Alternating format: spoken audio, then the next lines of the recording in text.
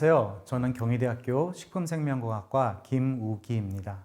오늘은 여러분께 식품공학 또는 식품과학기술의 간단한 역사적 의미와 함께 산업 현장에 적용된 사례를 소개해드리고 산학협동연구의 중요성에 대하여 말씀드리고자 합니다. 식품의 가공기술은 인류의 시작과 함께 시작되었습니다. 우리 인류는 최초 수렵 생활 때부터 내일 먹을 음식에 대한 불확실성을 가지고 있었습니다. 따라서 우연한 경험의 축적을 통하여 식품을 보존하는 방법을 발전시키기 시작하였으며 이는 오늘날 훈제식품, 발효식품, 염장식품의 모태가 되었고 나아가 식품 저장학이라는 학문으로 발전하게 되었습니다. 또한 인류는 불을 사용하게 됨으로써 자연으로부터 채취한 식품 원료를 익혀서 먹는 화식을 시작하게 되었습니다.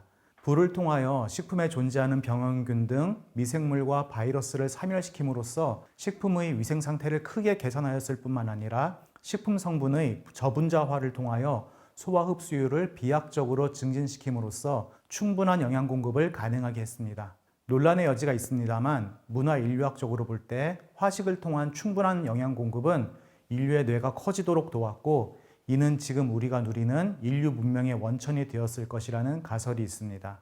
고대의 식품 보존 방법과 화식을 살펴보면 단순해 보이지만 오늘날의 식품공학과도 많은 연관성을 가지고 있습니다. 오늘날 우리가 식품을 조리 또는 가공하는 방법을 살펴보면 크게 두 가지의 행위로 나눌 수 있습니다. 하나는 식품의 원료들을 적절히 선택하여 섞는 것이며 다른 하나는 그 섞여진 식품 원료들에 열과 압력을 가하는 행위입니다. 굽고, 삶고, 튀기는 모든 조리 방법들은 사실 섞여 있는 식품 원료에 열과 압력을 어떤 방법으로 어느 시간 동안 가할 것인가에 관한 이야기입니다. 이렇게 본다면 초기 인류의 식품 가공 방법과 오늘날의 식품 가공 방법은 근본적으로 원리가 크게 다르지 않음을 알 수 있습니다. 오늘날 우리는 과학기술의 발전에 힘입어 식품 조리의 경험적 현상을 기술하는 것에 머물지 않고 그 분자적 기작에 대한 이해를 하고 있습니다. 이를 활용하면 지금까지 사용하지 않았던 식품 가공의 방법을 다양한 소재에 적용할 수가 있습니다. 문제는 소비자가 어떤 식품을 원하는지 정확하게 파악하여 적절한 기술을 적용하는가에 달려 있습니다. 이런 점에서 식품기업은 소비자의 욕구, 즉 니즈를 파악하는 데 많은 경험과 노하우를 가지고 있지만 기술 개발과 연구에 대하여는 한계점을 가지고 있습니다. 반면에 학교에서 이루어지는 연구는 이론과 원리의 적용에는 탁월하지만 현장에서 지금 여기 적용할 수 있는 가능성은 떨어지기 마련입니다. 바로 여기에 식품공학계와 식품산업계의 산학협력의 필요성이 대두됩니다. 기업이 가지고 있는 현장성과 시의적절성에 학교가 가지고 있는 연구력을 조화롭게 잘 조합할 수 있다면 많은 소비자의 욕구를 충족시킬 수 있는 새로운 시장의 개척이 가능할 것입니다. 오늘은 그 산학협력의 예를 말씀드리고자 합니다. 본 연구개발은 저희 경희대학교 식품생명공학과가 주축이 되어 단국대학교 식품공학과 그리고 주식회사 비봉허브라는 기업이 서로의 장점을 활용하여 협업한 경험입니다.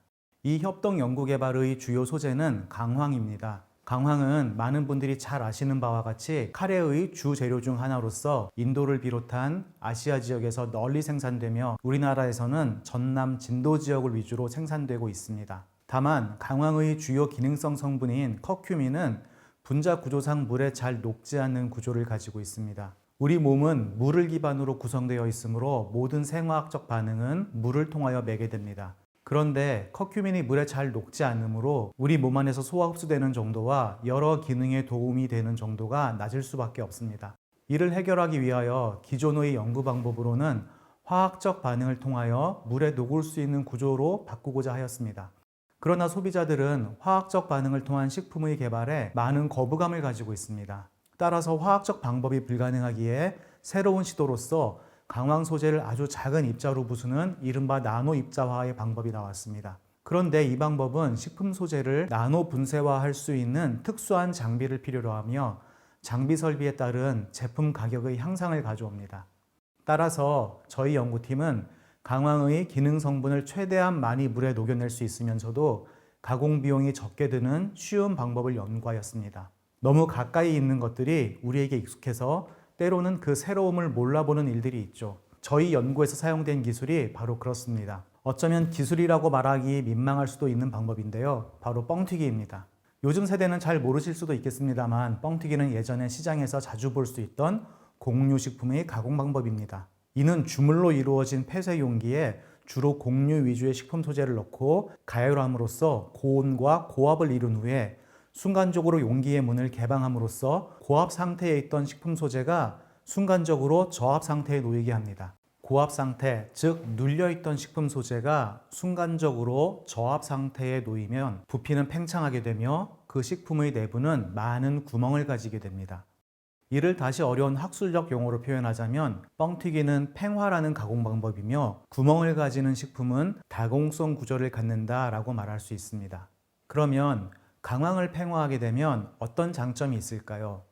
먼저 앞서 말씀드린 대로 강황에 다공성 구조를 가지게 됩니다. 즉, 강황 안에 많은 구멍을 만들게 되고 이는 물을 이용한 추출 공정 중에 물 분자가 더 많은 강황 조직과 접촉함으로써 유효 성분의 추출 수율을 증가시키게 됩니다. 기업은 한정된 자원을 활용하여 최대의 이윤을 남겨야 하므로 추출 수율의 증가는 곧 수익의 증가를 의미합니다. 또한 강황의 팽화 과정 중 열과 압력을 가함으로써 강황 내의 여러 화학적 성분들의 변화를 가져옵니다. 특히 열과 압력을 가하게 되면 분자의 구조가 깨어지기 쉬운데 자연 상태의 강황 내 커큐민 분자는 당과 같은 다양한 분자와 결합되어 있는 형태입니다. 이렇게 결합된 분자는 그 구조가 크기 때문에 우리 장 안에서 장벽을 이루고 있는 세포 사이로 흡수되기 쉽지가 않습니다. 그런데 팽화를 하게 되면 커큐민과 당의 결합체가 깨어지게 됨으로써 그 분자의 크기가 줄어들게 되고 이는 곧 커큐민의 소화 흡수율을 상승시키게 됩니다.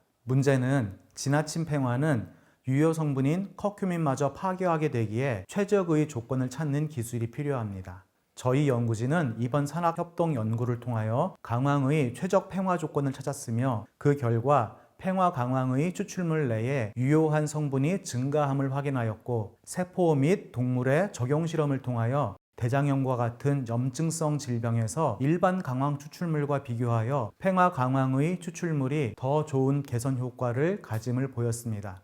앞서 말씀드린 대로 유효 성분의 추출 수율도 당연히 증가하였고요. 이 협동 연구 결과로서 저희 연구팀은 국제 논문들을 발표하였으며 강황의 최적 팽화 조건을 특허 등록하여 그 기술적 우위를 확보하였습니다. 이는 산업적으로도 큰 효용성을 가지고 있기에 참여 기업인 주식회사 비봉허브는 해당 기술의 기술 이전을 통하여 산업 현장에 현재 적용을 하고 있습니다. 저희 연구팀은 경희대학교 링크플러스 사업단에서 후원해 주신 연구개발을 통하여 산학협동 연구의 중요성을 확인하였으며 앞으로도 현장에 적용이 가능한 실용적 연구를 계속해 나갈 계획입니다.